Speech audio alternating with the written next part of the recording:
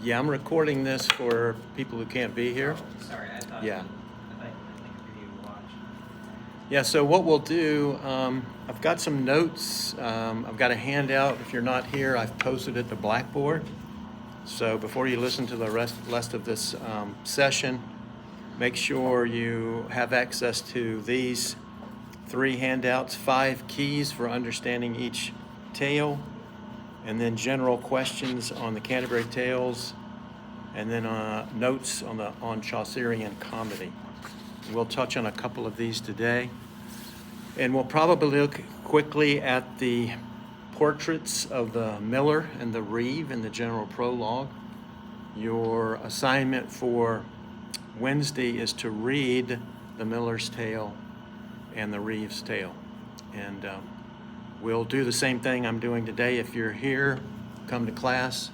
If you're not, I'll record it and you can watch it later. So let's look first of all at the handout: 5 keys for understanding each tale. I think I've mentioned already that the genre of the Canterbury Tales is what we call a frame poem. In a frame poem, some kind of external event holds together a group of storytellers and they tell their story. We'll also see some other new genres among the stories that are told, like the fableau, the mock epic, the exemplum, the saint's life, and so on. Another example of a frame poem, in a way, is Mark Twain's Huckleberry Finn. If you've read Huckleberry Finn, you'll realize that as long as Jim and Huck stay on the river, things go pretty well, but when they get off the river, they have all kinds of adventures. Some are life-threatening, some are comic. And then another example is in the Italian realm, the Decameron by Boccaccio. And in the Decameron, 5 men and 5 women go inside of basically a castle in order to avoid the Black Plague. We haven't talked about the Black Plague yet, but we will. So once they come inside of the castle, each of the 10 tellers agrees to tell 10 stories. The Decameron means 100, so at the end of their time together, we have 100 tales. So just another example of a frame poem. So when you read each of the tales, this is really kind of basic stuff. Move through the tales on this level. First of all, what's the literal meaning of the tale? Sometimes we miss the literal meaning of the tale because we're too worried about finding symbolism and so forth. So just make sure, for instance, as you read the miller's tale and the reeve's tale, just read to make sure you know what happens in the tale. But then secondly, and this is point 3, consider how the description of the pilgrim from the general prologue who tells the tale fits the tale told. In a few minutes, we'll look at the portrait of the miller and the reeve in the general prologue, so that when you read the tales they tell, you can determine whether or not you think the story that the miller tells fits his character, and the same with the reeve. The next point is to consider whether or not the tale affects other pilgrims. For instance, when the miller tells his tale, it's a tale about a reeve, and it's not a very attractive tale about a reeve. So look for the reeve, and when he hears the story, he's going to be ticked off. And in fact, he turns around and tells a tale about a miller. And that's just one instance of how that happens. And then lastly, consider how the tale fits into the overall scheme of the Canterbury Tales. That is, why is the tale told when it's told? Some of you probably have picked up on the fact that other than the general prologue, the Knight's Tale, the Miller's Tale, and the Reeve's Tale, we know Chaucer intended those to be the first things read. But after that, the rest of the Canterbury Tales exists in separate manuscripts. And so it's been up to editors and scholars over the year to decide, okay, which stories should follow that first grouping of tales. And I think the one, I'm having you look at Neville Coghill's translation of the Canterbury Tales. I think he follows sort of the most popular way of looking at the way in which the tales are organized. Okay, so the next part of that handout, general questions about the Canterbury Tales. So the first one, how does the general prologue and the tales fit into the idea of a spiritual pilgrimage? We talked a little bit about that, I think, last Wednesday. Secondly, how successful is Chaucer in keeping himself and the reader focused on the general frame of the tales? Do the tales that get told just sort of seem to go off in a direction that aren't connected to the larger group or not?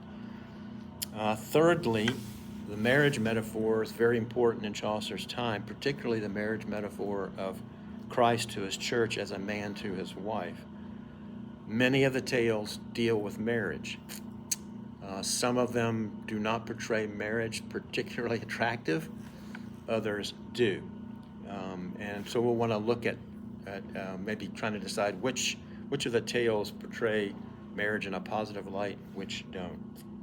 The fourth point, many of the characters on the pilgrimage in the tale struggle because they attempt to live out illusions, basically fantasies. And many of us, I'm not going to speak for myself here, but many of us spend too much of our life trying to live out illusions rather than reality. So we'll talk about that a little bit. And then fifthly, there's no question that in many of the tales, Chaucer is interested in the unfolding of providence. That is how God seems to be directing human events. And we'll talk about that as we go along. The last handout is Notes on Chaucerian Comedy. I think I'll hold off on that one. Maybe we'll talk about that on Wednesday. So let's look at the general prologue and the description of the miller and the reeve.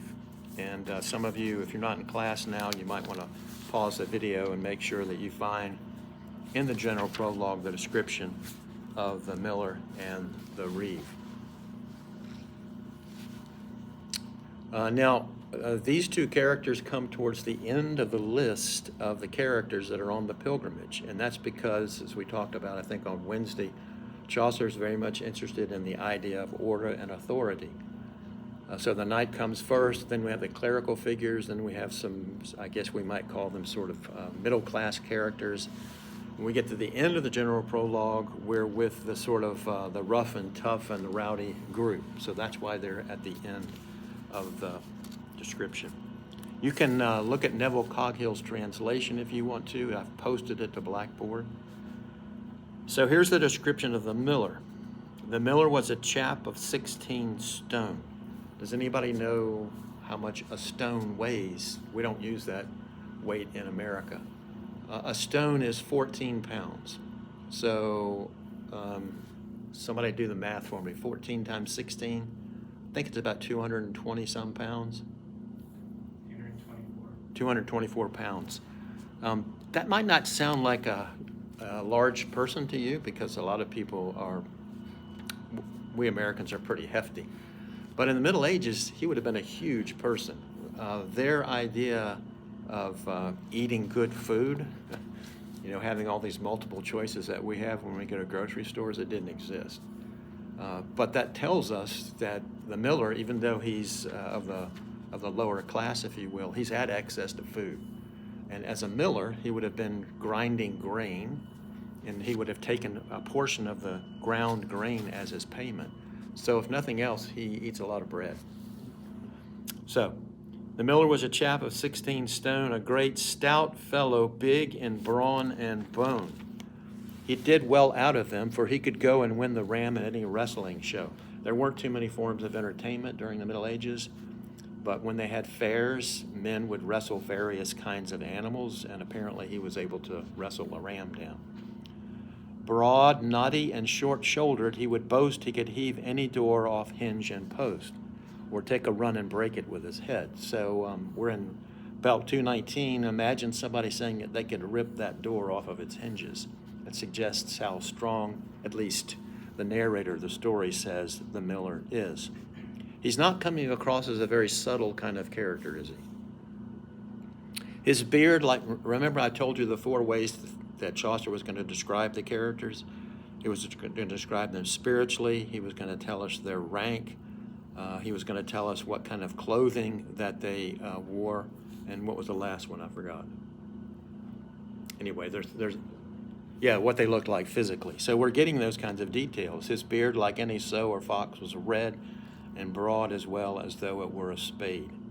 He sort of sounds like a square, a square person, if you will, shaped that way. And at its very tip, his nose displayed a wart on which there stood a tuft of hair red as the bristle in an old sow's ear. I think I can visualize that wart on the end of his nose well, given the description we have. His nostrils were as black as they were wide. He had a sword and a buckler at his side. His mighty mouth was like a furnace door. A wrangler and a buffoon, he had a store of tavern stories, filthy in the main. Chaucer tells us in this general prologue to expect from the miller a dirty story, and that's what we get. The French word for this kind of story is called a fableau, but basically it's an immoral story. Given the description of the miller, we shouldn't be described that that's what we're going to get.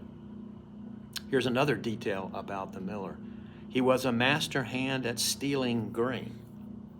He felt it with his thumb, and thus he knew its quality and took 3 times his due. Maybe that's why he's so heavy. He's, again, got all that extra grain. A thumb of gold, by God, to gauge an oat. He wore a hood of blue and a white coat. He liked to play his bagpipes up and down, and that was how he brought us out of town. I don't think you have a note on this, but in the Middle Ages, the bagpipes were often associated with people who were sexually loose. So again, Chaucer doesn't tell us things necessarily directly about the character of the miller, but he does tell us a lot about the character of the miller, given the way he describes him physically and so forth. The other character we'll look at today is the reeve. So if you can find the reeve, there's a manciple in between the description of the miller and the reeve. Now the description of the reeve. The reeve was old and choleric and thin. I'm not sure if you're familiar with the word choleric. Does anybody know that word, what that means? If you're a choleric personality, you get angry easily. So that tells us a lot about the character of the reeve. You don't want to cross him. His beard was shaven closely to the skin. Here we're getting the physical details. His shorn hair came abruptly to a stop above his ears, and he was docked on top, just like a priest in front. So it's almost like he's got sort of the tonsure, the middle part of his head doesn't have any hair on it, but he's not a priest. His legs were lean, like sticks they were, no calf was to be seen. Contrast his thinness with the broadness that we had of the miller. 2 characters that really do contrast one another. He kept his bends and garners very trim. No auditor could gain a point on him, and he could judge by watching the drought and rain, the yield he might expect from seed and grain. His master's sheep, his animals and hens, pigs, horses, dairies, stores, and cattle pens were wholly trusted to his government. And then we're going to find out that the reeve's profession is as a carpenter, but he's also serving as an overseer for a rich landlord. And what this portrait suggests to us is that he steals from his master. He had been under contract to present the accounts right from his master's earliest years. No one had ever caught him in arrears. No bailiff, serf, or herdsman dared to kick. He knew their dodges, knew their every trick. So not only does he steal, he's very clever at hiding the way in which he steals. Feared like the plague he was by those beneath. So if he was your overseer, you didn't like him because he was, the suggestion here is he was very cruel and vindictive. He had a lovely dwelling on a heath, shadowed in green by trees above the sward. A better hand at bargains than his lord, he had grown rich and had a store of treasure well tucked away. Yet out it came to pleasure his lord with subtle loans of gift or goods to earn his thanks, and even coats and hoods. This reeve is so clever at stealing that his lord borrows money from the reeve. And of course, the reeve has gotten the money from his master. When young, he'd learnt a useful trade, and still he was a carpenter of first-rate skill. This will be important when you read the Miller's Tale, because the Miller's going to tell a story about a carpenter. The stallion cob he rode at a slow trot was dapple gray and bore the name of Scott. He wore an overcoat of bluish shade and rather long. He had a rusty blade slung at his side. He came, as I heard tell, from Norfolk, near a place called Boswell. His coat was tucked under his belt and splayed. He rode the hindmost of our cavalcade. So, does Chaucer mean anything by suggesting that the miller is the last pilgrim riding in the group? I don't know. I'll have to let you see what you think after you read his story. So, again, what we'll do on Wednesday, depending on who's in class, if you're in class and you want to take the test at the end of class on Wednesday, we'll do it.